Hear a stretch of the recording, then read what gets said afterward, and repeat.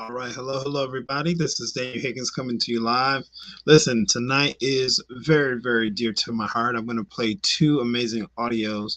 One from Dr. Myles Munroe about using your storm, and then another audio from Mr. Bob Proctor. Listen, there's a lot going on in the world right now, and in the midst of everything, we need to definitely harness that storm and move towards a better future, and I'll come back with some comments towards the tail end.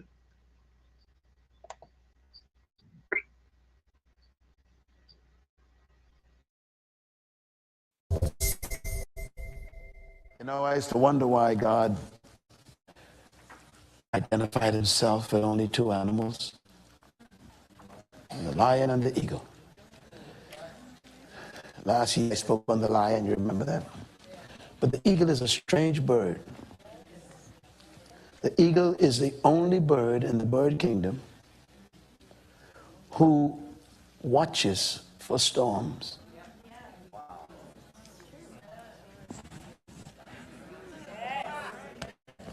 It's incredible. Every other bird scatters when a storm is coming. The eagle is the only bird that flies toward the storm. God says, I will bear you up like an eagle. Why do eagles fly into storms? Because the eagles have a little bone in their wing. Small little extra bone. It's called the pinion. The pinion, the eagle only uses it when it wants to rest. So the eagle looks at the storm and he says, it's time to rest. He flies toward the storm, into the storm, and he locks his wings. Oh, come on. And the wind of the storm lifts him high above the storm. And he uses the storm to rest. The day has arrived.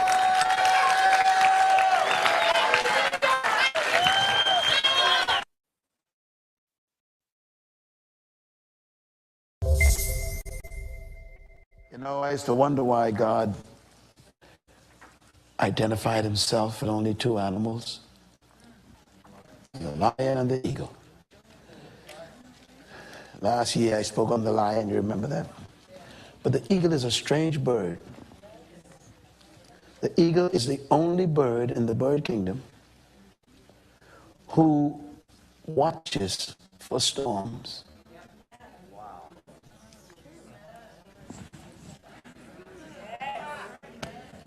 It's incredible.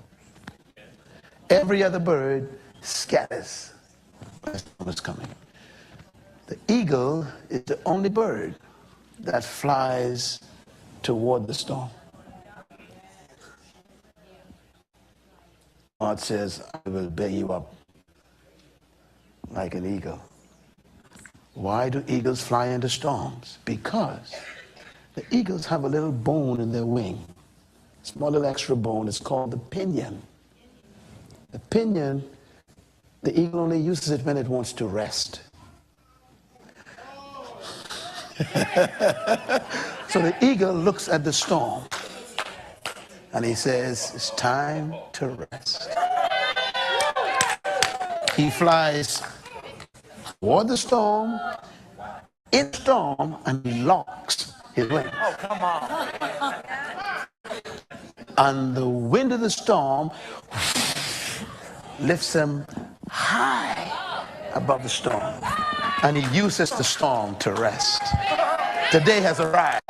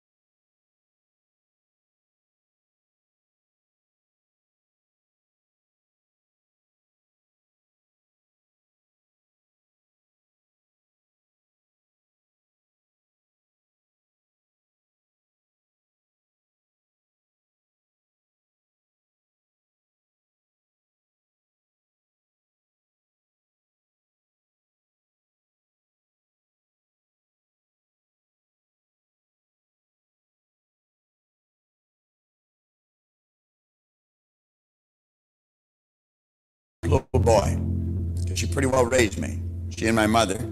But my mother worked all day, and Grandma was the one that was home when we were small. She would probably have been around 60 at that time. And you know, every day of my life that Grandma spent with us, I think I heard her say, "I'll soon be gone, dear, I'll soon be gone." Well, you know, it got to a point we thought Grandma was never going to go.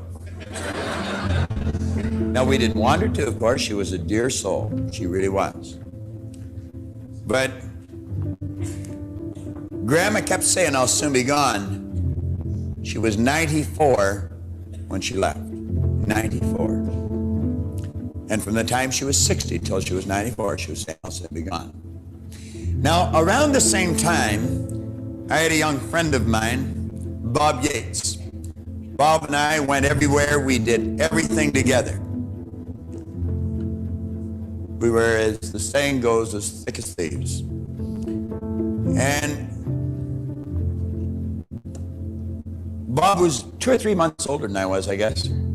He got his driver's license 2 or 3 months ahead of me. And I remember Bob had this sort of a panel truck. But it was on July the 9th, 1951, Bob was coming in the Kingston Road Highway. And there's one area that some of you would be familiar with where you can either go along onto Danforth or cut down onto Kingston Road. And Bob was cutting on down to Kingston Road, and it was necessary to go under a concrete overpass.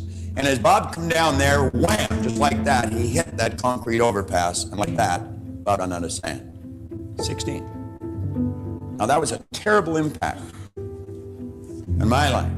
I'll never forget it. But if you had asked Bob a half hour before that how much sand he had in the top of his glass, he probably would have said half a century for low. He didn't have a half an hour. Now, I choose to believe that we all hope that we're going to go to bed tonight. And we're going to get up tomorrow morning, we're going to go to bed tomorrow night. But none of us know with absolute certainty whether it's going to happen or not. There's absolutely no way that any of us can tell how much sand there is in the top of our glass. I don't know how long I'm going to be here, but I'm going to try and change as many lives as I can while I'm here. Thank you. Thank you. I hope you enjoyed this video. We put a lot of good information up here, and it causes everything in your life to get better. If you'd like us to notify you every time we put a new video up, hit subscribe, then turn on notifications. Check out all our videos, and we will notify you when we put a new one up.